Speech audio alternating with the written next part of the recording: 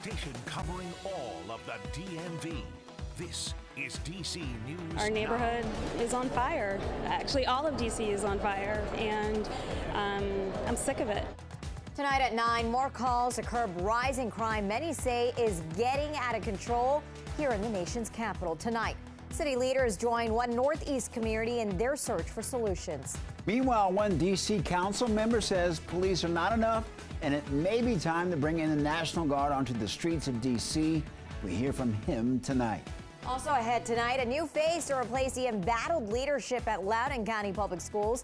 Hear what the incoming superintendent wants to tackle first this school year. And Maryland Governor Wes Moore surveys the damage from Monday's storms. That and more straight ahead on DC News Now at 9. Good evening, and thank you so much for joining us tonight. I'm Tasmeen Mahfouz. And I'm Mark Hall, filling in for Chris Flanagan. Our top story tonight, following a back-to-back deadly violence in days of violence in D.C., one council member is calling for the National Guard to be deployed right here in the district. Yeah, but is that realistic? Our Daniel Hamburg joins us live. And Daniel, typically the Guard is used for crowd control and mass demonstrations. Chairman Phil Mendelson says the National Guard, members of the National Guard are not trained for regular law enforcement duties, and instead the district should be focused on giving D.C. police more resources, though Council Member Trayon White says there should be National Guard members in the streets of D.C., and he wants them armed.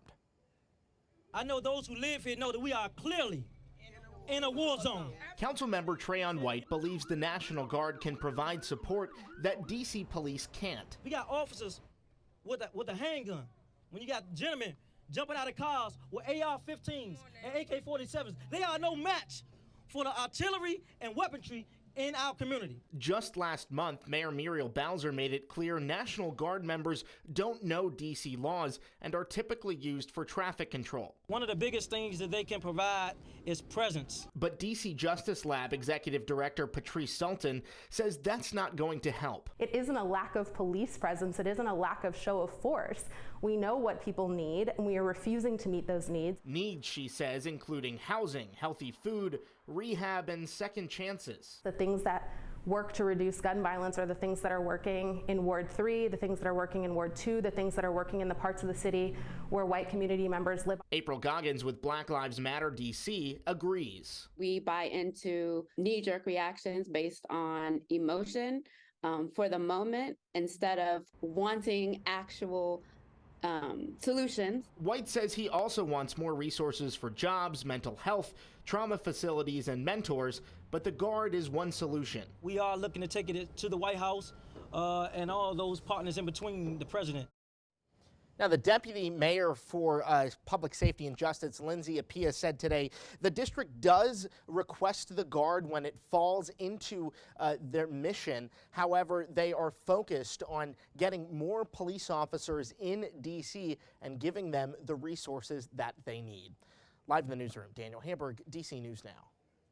Thank you. And earlier tonight, district leaders held a community meeting to address public safety in Ward 5. Our Mario Carbone joins us a little bit later on in our newscast with some of the solutions that they're proposing. And still developing in Alexandria, a confrontation between U.S. Marshals and a wanted man ends in gunfire. Now, DC News Now obtained witness video of that encounter taken by a woman who watched this all unfold inside a bank at the Potomac Yard Shopping Center. Authorities say just before 2 p.m., gunfire erupted between a federal officer and a fugitive in the shopping center's parking lot. Authorities have not confirmed who opened fire, but they say the wanted man is now in the hospital with critical injuries and that no officers were hurt. One witness tells us they saw the U.S. Marshals surround the man's car, urging the man to surrender before shots were fired. Screaming at the person and explaining to them that they needed to step out of the vehicle. They did not step out of the vehicle, and as I went inside of my job in my office place, that is when I had heard the shots ring out. So we're working to learn more about the fugitive and what exactly led up to this shooting.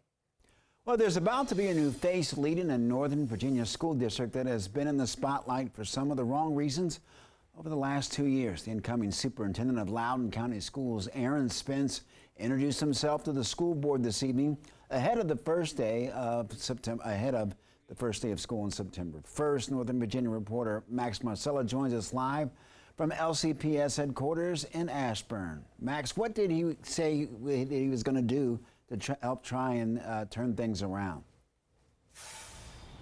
Yeah, well, his first thing he wants to do is visit the schools. He says that's step one in making sure the kids who are in the classrooms thriving can continue to do so, while at the same time he's hoping to move past some of the controversies that have really taken over this school district outside of those classrooms. It's actually just my son and I right now on an air mattress. It's a temporary living situation for the man many in Loudoun County hope will be a permanent solution to ongoing problems. The district's previous superintendent is due in court next month after he was charged with 3 misdemeanors by the Attorney General's special grand jury, which was investigating 2 sexual assaults by the same student in 2 different county schools. I don't have any intention on looking through the rearview mirror on that one. My job is to come in here as school division superintendent and move us forward. Moving forward for Spence means focusing on issues, including learning loss, making sure teachers feel appreciated, and simply listening. That's what he told reporters at a press conference before he formally introduced himself to the school board that picked him. We don't have to be great for 83,000 students a day.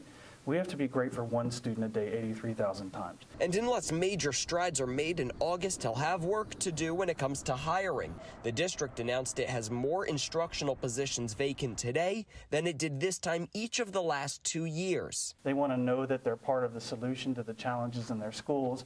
They want to know that they have support from their administration, and they want to know that their community values them. Spence was also asked about the new controversial model policies for transgender students. He said the district has to begin a legal analysis of those policies to see how it can meet the spirit of the policy without violating state or federal law. Reporting live in Ashburn, Max Marcella, DC News Now. Max, thank you. Calmer weather conditions today as cleanup continues from Monday's storms in Westminster, Maryland, north of Baltimore. A string of powerful lines fell like dominoes, trapping dozens of people inside of their cars for hours. Roughly 50 people, including 14 children, were eventually able to get out to safety. And today, Maryland Governor Wes Moore and other state leaders visited Carroll County to survey the damage. This is going to take some time to fix. The damage from last night is significant, and it will take time to make sure that we are getting everything done. But know that we plan on staying coordinated. We plan on staying focused, and know that we are going to get this done. And in Northern Virginia, Dominion Energy has almost fully restored power to 70,000 customers who lost it in Monday's storms. Crews have been working around the clock to get the lights back on. Now, at last check, fewer than 300 customers are still in the dark. And take a look at this, one of the biggest hailstones Virginia has ever seen. The grapefruit-size hail. Take a look at that. Fell about an hour from Richmond in Caroline County at almost 5 inches. It's the 3rd largest in Virginia's recorded history. Slightly larger hail dropped in Loudoun County and Lee County back in 1968. All right, that was amazing, wasn't it? Yes, it could have hurt someone. Absolutely. Well, let's check in now with Chief Meteorologist Janessa Webb. Hey there, Janessa. Hi, yeah, I feel like the hail continues to get larger in size. You know, we started off with pea size, dime size. Now, you know, everything's on the table. Softball, grapefruit. I mean, it continues to get bigger as severe weather continues to take over much of the country. Right now, we're under a very calm weather pattern, under partly to really clear skies across the DMV. Looking pretty good out there. 81, not much cloud coverage well to our east, but western communities, a few high cirrus clouds that are taking over. Now, the breeze has been intact for most of the day, coming out of the west now currently. So no southerly flow, and that's going to allow for cooler air to be in place from Kaiser into the Cumberland area, 10 to 15 miles per hour. Daytime highs this afternoon, very cool across the board. We're talking lower 80s in many spots. And so right now we have cooled off for Culpeper into the orange area into the lower 70s. You have a good amount of dry air that's currently in place. It's less muggy, and it's all due to that front that has crossed the region. We do have storms, more of them on the way as we head into your late week. I have your full forecast coming up.